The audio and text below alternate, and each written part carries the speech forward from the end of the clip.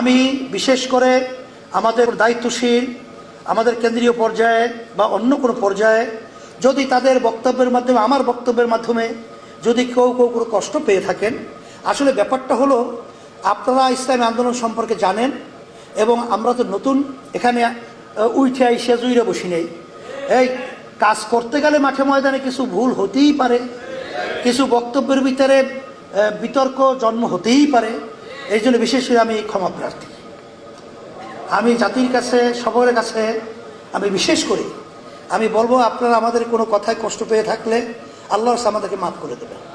আর সাথে সাথে আপনাদের উদাত্ত আহ্বান জানাচ্ছি, আপনারা আসেন ইসলামের পক্ষে, দেশ গড়ার পক্ষে, মানবতার পক্ষে আমরা বিচ্ছিন্ন না থেকে আমরা সবাই একত্রিত হয়ে কাঁধে কাঁধ মিলিয়ে সুন্দর দেশ, কল্যাণকর রাষ্ট্র, ইসলামের পক্ষে আমরা একটা পরিবেশ তৈরি করতে পারি। আল্লাহ তৌফিক আমাদেরকে দান করুন।